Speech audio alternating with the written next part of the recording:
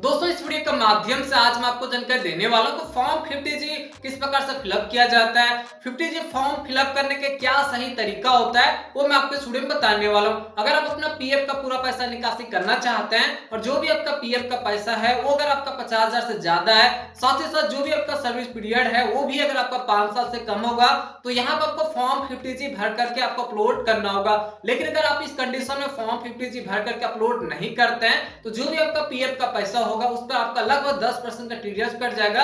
उसके बाद जो भी आपका अमाउंट होता है वो आपका कम आ जाता है। लेकिन अगर आप यहाँ पे फॉर्म 50G भर करके अपलोड कर देते हैं, जैसे कि अगर आपका पीएफ का पैसा 50,000 से ज्यादा होगा, साथ ही साथ सर्विस पीरियड अगर आपका 5 साल से कम होगा, इस कंडीशन अगर आप फॉर्म 50G भर के अपलोड कर देते हैं तो जो भी आपका पीएफ का पैसा होगा उस पर आपका टीडीएस नहीं कटेगा और जितना भी आपका पीएफ का पैसा होगा डायरेक्टली आपके बैंक अकाउंट में सेटलमेंट कर दिया जाएगा। तो इस वीडियो में आपको कंप्लीट डिटेल में और स्टेप बाय स्टेप करके मैं आपको बताऊंगा फॉर्म 50G किस प्रकार से फिलअप किया जाता है, इसका क्या सही तरीका होता है और इसका कंडीशन भी मैं आपको बताऊंगा।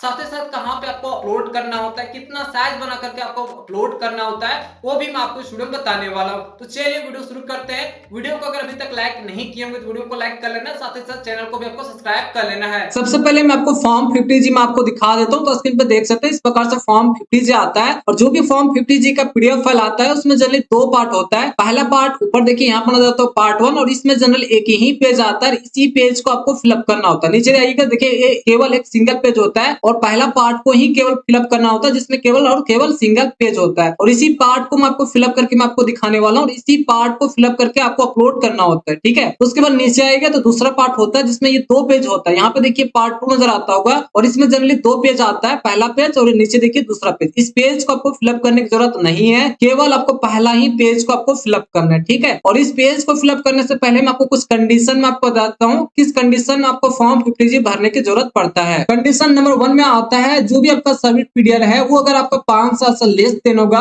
और साथ ही साथ जो भी आपका पीएफ का पैसा होगा वो अगर आपका 50,000 से ज्यादा होगा तो फिर यहाँ पर आपको फॉर्म 50G भर के आपको अपलोड करना होता है। और जो सर्विस जुड़ता है, मान के चलिए अगर आपने एक ही कंपनी में काम किया है, एक कंपनी का आपका सर्विस पीरियड आपको ऐड करना होगा और अगर आपका 5 साल से कम हो जाता है तो फिर यहाँ पे अपलोड करने की जरूरत होता है। साथ ही साथ अगर आपने मल्टीपल कंपनी में काम किया होगा, जैसे कि 2 कंपनी, 3 कंपनी या फिर 4 कंपनी में, तो फिर आपको सभी कंपनी का सर्विस पीरियड को ऐड करना होगा और सभी कंपनी का सर्विस पीरियड ऐड करने के बाद अगर आपका यहाँ पे जो सर्विस पीरियड है, जो टाइम है, वो अगर आपका 5 साल से कम हो जा रहा है तो फिर यहाँ पे आपको फॉर्म 50G भर करके आपको अपलोड करने की जरूरत पड़ेगा। लेकिन अगर आपको यहाँ पे सर्विस पीरियड जोड़ने के बाद अगर आपका 5 साल से ज्यादा हो जा रहा है, चाहे आपका एक कंपनी का हो या फिर 2 कंपनी का हो, और साथ ही साथ जो भी आपका पीएफ का पैसा है वो भी अगर आपका 50,000 से ज्यादा हो जा रहा है तो इस कंडीशन में आपको फॉर्म 50G भर करके आपको अपलोड नहीं करना है। आपको यहाँ पे ध्यान देना, सर्विस पीरियड 5 साल से ज्यादा है तो फिर यहाँ पे फॉर्म 50G भरने की जरूरत नहीं पड़ेगा। लेकिन अगर आपका सर्विस पीरियड 5 साल से कम है और साथ साथ जो भी आपका पीएफ का पैसा है वो भी अगर आपका 50 साल से ज्यादा है तो फिर यहाँ पे आपको फॉर्म 50G भर करके आपको अपलोड करना होगा। ठीक है, अगर आप यहाँ पे फॉर्म 50G भर करके अपलोड नहीं करते और टीडीएस कट जाता है तो फिर कितना कटेगा, लगभग यहाँ पे 10% आपका टीडीएस कट जाता है। जैसे कि एग्जांपल के तौर पे मैं आपको बताता हूँ, मान के चलिए जो भी आपका पीएफ का पैसा है वो अगर आपका 1 लाख है और जब 1 लाख पे आपका टीडीएस कट जाएगा तो आपका विड्रॉवल अमाउंट कितना हो जाएगा, आपका 90,000 हो जाएगा। 90,000 ही आपका बैंक अकाउंट में सेटलमेंट किया जाएगा। तो बेहतर रहेगा आप यहाँ पे फॉर्म 50G भर करके आपको अपलोड कर लेना। ठीक है, अब एक नोट्स में आपको जानकारी दे देता हूँ, अगर आपके पीएफ अकाउंट में पैन कार्ड लिंक नहीं होगा और साथ ही साथ यहाँ पे फॉर्म 50G नहीं भरते हैं तो फिर यहाँ पे लगभग जो आपका टीडीएस कट जाता है वो 30% से भी ज्यादा कट जाएगा। 30% यहाँ पे आपका कट जाएगा। ठीक है, लेकिन बजट 2023 में इसे 20% घटा दिया गया, 20% तक यहाँ पे कर दिया गया। तो सबसे पहले पीएफ का पूरा पैसा निकासी कर रहे हैं तो आपको अपने पीएफ अकाउंट में पैन कार्ड लिंक कर लेना, साथ ही साथ फॉर्म 50G भर करके आपको अपलोड कर लेना। कंडीशन में आपको समझा, साथ ही साथ एक और नोट्स में आपको दे देता हूँ, यहाँ पे मैं आपको एक्सपीरियंस शेयर कर रहा हूँ।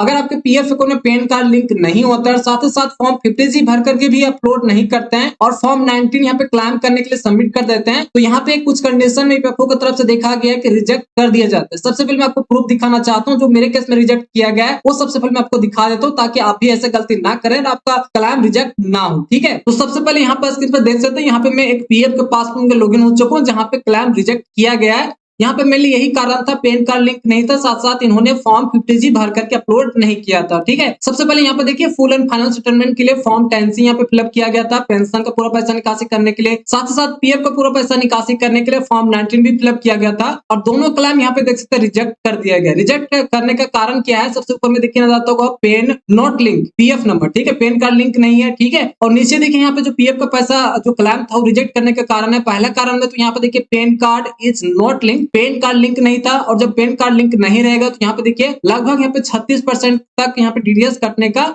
यहाँ पे दिया गया। ठीक है, और साथ ही साथ यहाँ पे देखिए दूसरा ऑप्शन में नजर आता होगा फॉर्म 50G या तो फिर फॉर्म H भी आता है, 50H भी आता है, और साथ ही साथ pan card not submit by member. यहाँ पे साफ साफ देख सकते हो दूसरा रीजन में नजर आता होगा, यहाँ पे बताया गया ईपीएफओ की तरफ से कि आपने यहाँ पे फॉर्म 50G आपने भर करके अपलोड नहीं किया है, साथ ही साथ आपका पैन कार्ड भी लिंक नहीं है, जिसकी वजह से आपका क्लेम रिजेक्ट हो जाएगा। ठीक है, ऐसा गलती आपको नहीं करना है, पैन कार्ड भी लिंक कर लीजिएगा, साथ ही साथ आपको फॉर्म 50G भर करके आपको अपलोड कर लेना है। ठीक है, यहाँ पे देखिए दो कंडीशन है, एक फॉर्म 50G है और साथ साथ यहाँ पे फॉर्म 50H है। ठीक है, इसका मतलब क्या होता है वो मैं आपको नोट्स में यहीं पे मैं आपको बता देता हूँ, यहाँ पे कंडीशन में ही देख लीजिए। कंडीशन में सबसे नीचे देखिए यहाँ पे मैं आपको बता दिया हूँ कि फॉर्म 50G कब अपलोड किया जाता है, फॉर्म 50H कब अपलोड किया जाता है, कब भरा जाता है, वो देखिए यहाँ पे नजर आता होगा providing form 50G if age is less than 60 year. अगर आपका उम्र 60 वर्ष से कम है, ठीक है, तब यहाँ पे आपको फॉर्म 50G आपको भरना होगा। लेकिन अगर आप पीएफ मेंबर हैं तो आपको यहाँ पे फॉर्म 50G ही आपको भरना होगा, क्योंकि आपका उम्र 60 साल से कम ही होगा। ठीक है, और जो 50H होता है वो कब भरा जाता है, if age is more than 60 year. अगर आपका उम्र 60 साल से ज्यादा है तो फिर यहाँ पे आपको फॉर्म 50H भरना है। ठीक है, और अगर आपका उम्र 60 साल से कम है तो फिर आपको फॉर्म 50G भरना है। ठीक है, क्लियर। तो चलिए आप इस फॉर्म को किस प्रकार से आपको फिलअप करना होता है वो बारीकी से मैं आपको बता देता हूं। तो यहाँ पे दोस्तों इस फॉर्म को मैं ऑलरेडी फिलअप करके रख लिया हूं, ताकि मैं आपको स्टेप बाय स्टेप करके मैं आपको समझा सकूं और आपको समझ भी आ सके। जब फॉर्म फिलअप रहेगा तो वहां से आप अनुमान लगा सकते हैं कि कौन सा ऑप्शन में क्या क्या फिलअप होता है। ठीक है, तो चलिए यहाँ पे देख सकते हैं मैं ऑलरेडी इस फॉर्म को यहाँ पे फिलअप करके रख लिया हूँ। केवल आपको पहला ही पेज को आपको फिलअप करना होता है, ध्यान दीजिएगा, पहला ही पार्ट को आपको फिलअप करना होगा। ठीक है, और जो यहाँ पे मैं पीडीएफ फाइल में आपको दिखा रहा हूँ, इसका लिंक मैं वीडियो डिस्क्रिप्शन में प्रोवाइड कर दूंगा इस पेज का। ठीक है, ये वाला जो फिलअप नहीं है इसको मैं प्रोवाइड कर दूंगा,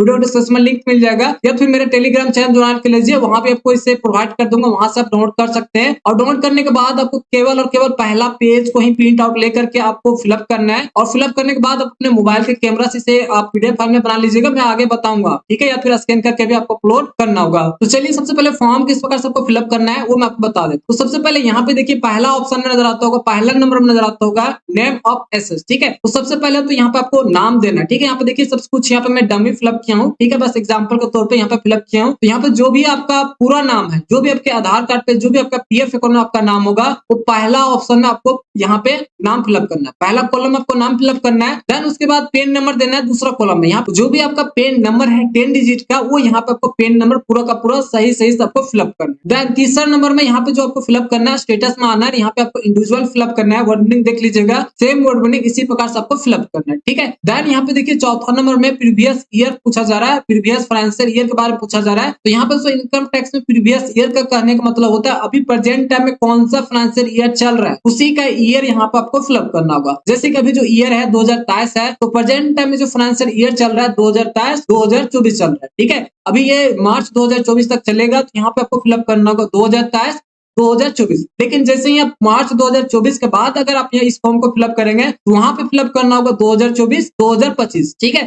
तो अभी ये 2023 ही चल रहा है, मार्च अभी नहीं आया, 2024 नहीं आया है, तो सेम डेट को ही आपको फिलअप करना है, 2023-2024 ही फिलअप करना है। ठीक है, उसके बाद पांचवा नंबर में देखिए यहाँ पर नजर आता होगा रेसिडेंशियल स्टेटस। यहाँ पे आपको रेसिडेंट ही आपको फिलअप करना है। अगर आप एनआरआई होंगे तो ये फॉर्म आपके लिए एप्लीकेबल नहीं होता है, तो आपको फिलअप करने की जरूरत नहीं पड़ेगा। तो यहाँ पे सिंपल सबको रेसिडेंट आपको फिलअप करना है। ठीक है, उसके बाद यहाँ पे देखिए जो 6 नंबर से लेकर के आपको यहाँ पे 12 नंबर 13 नंबर तक आपका जो भी पर्सनल डिटेल होता है, जो भी आपका एड्रेस होता है, वही यहाँ पे आपको फिलअप करना होता है। जैसे 6 नंबर में देखिए यहाँ पे जो भी आपका फ्लैट डोर ब्लॉक का नंबर होता है वो आपको यहाँ पे फिलअप करना है। उसके बाद 7वां number name of premise. Name of premise करने का मतलब होता है अगर आप किसी फ्लैट में रहते हैं तो फ्लैट का नाम यहाँ पे देना होता है। ठीक है, अगर नहीं है तो इसे छोड़ सकते हैं। उसके बाद यहाँ पे देखिए रोड स्ट्रीट लैंड का नंबर यहाँ पे आपको देना होगा। उसके बाद जहां भी आप रहते हैं उस एरिया का नाम क्या है, तो यहाँ पे अगर एरिया का नाम नहीं है तो आप अपना डिस्ट्रिक्ट का नाम यहाँ पे फिलअप कीजिएगा। जैसे कि एरिया लोकेटेड है, जहां भी आप रहते हैं उसका नाम सिंपल आपको दे देना। ठीक है, उसके बाद 10वां नंबर में यहाँ पे आपको टाउन सिटी डिस्ट्रिक्ट का नाम देना है। जो भी आपका डिस्ट्रिक्ट होगा वो 10वें नंबर में आपको फिलअप करना है। देन 11 नंबर में आपको स्टेट का नाम देना है, जो भी आपका स्टेट होगा।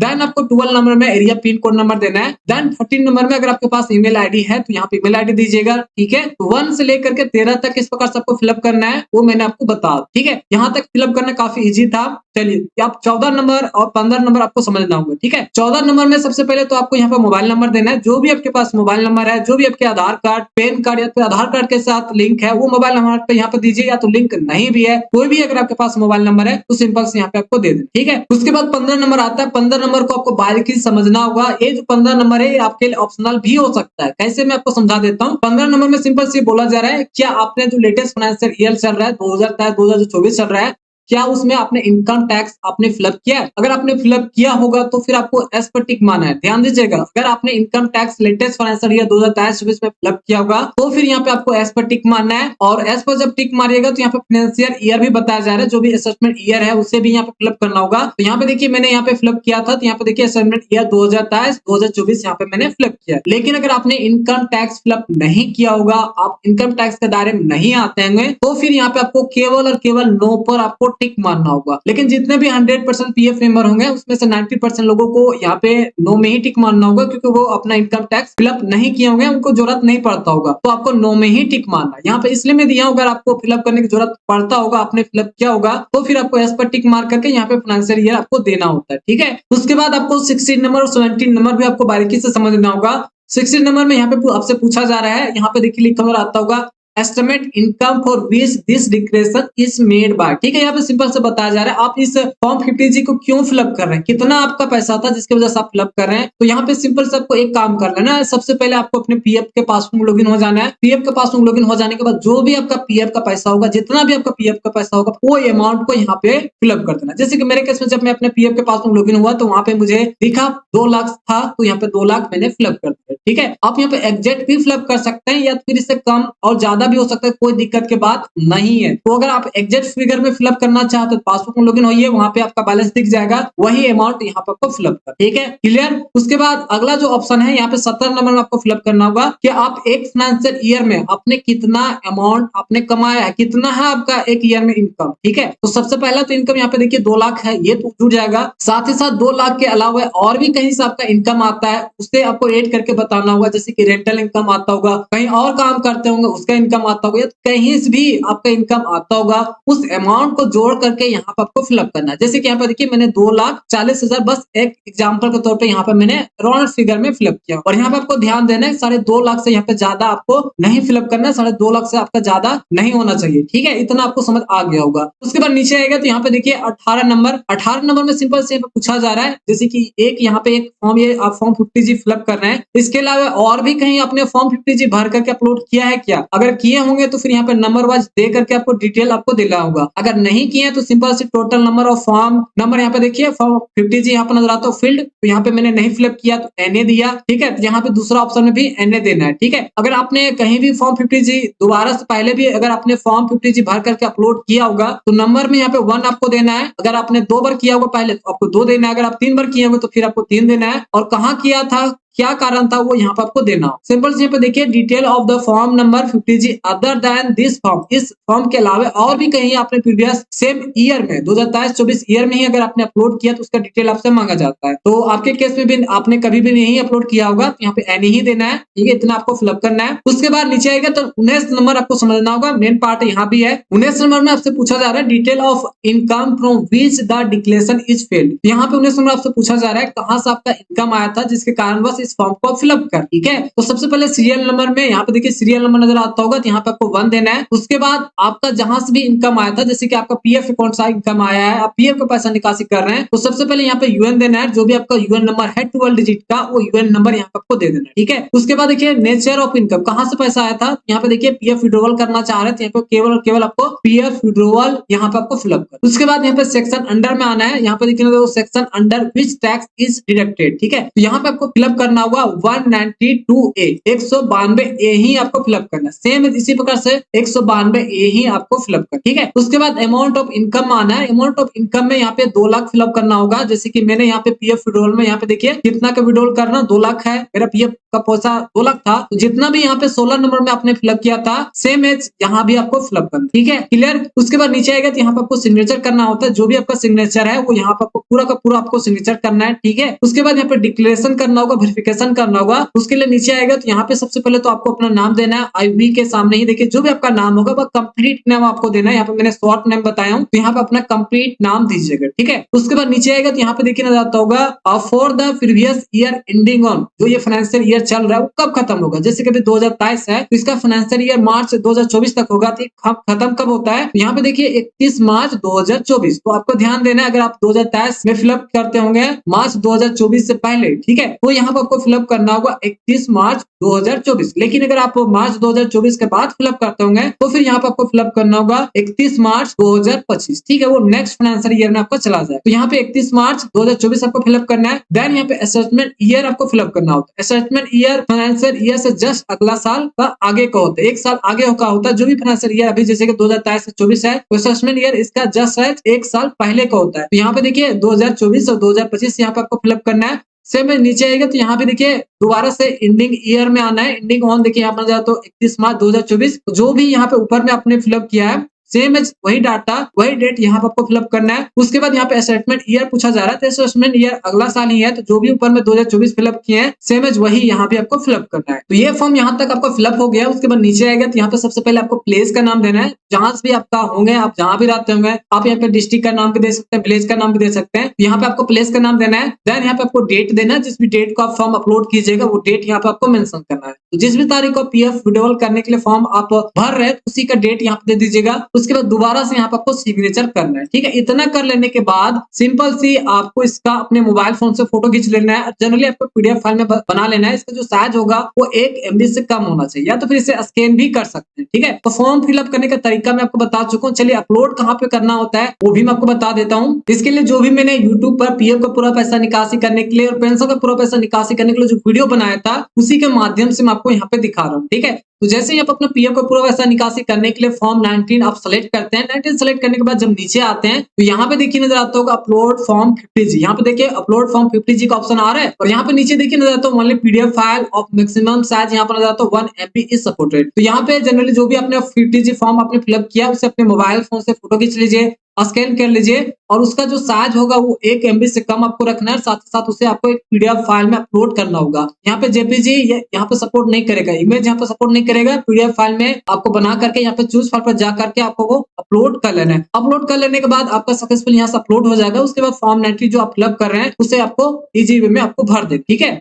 तो इस प्रकार से मैंने आपको कंप्लीट डिटेल में और काफी इंफॉर्मेशन के साथ मैंने आपको बताया हूँ फॉर्म 50G क्या होता है, किस प्रकार से आपको फिलअप करना होता है, कहाँ पे आपको अपलोड करना होता है, क्या इसके लिए आपको एप्लीकेबल है आप या नहीं है, वो भी मैं आपको बता दिया हूँ। आशा करता हूँ अगर आपको इन्फॉर्मेशन अच्छा लगा हो तो वीडियो को लाइक कीजिएगा। चैनल पर नए होंगे तो साथ ही साथ आपको चैनल को भी आपको सब्सक्राइब कर लेना है, ताकि जो भी इस चैनल पे मैं इन्फॉर्मेशन वीडियो लाता रहूं, हमेशा अपलोड करता रहूं, वो आपको सबसे पहले मिल सके। तो चलिए फिर से मिलते हैं एक नए इंटरेस्टिंग वीडियो के साथ। तब तक जय हिंद, जय भारत।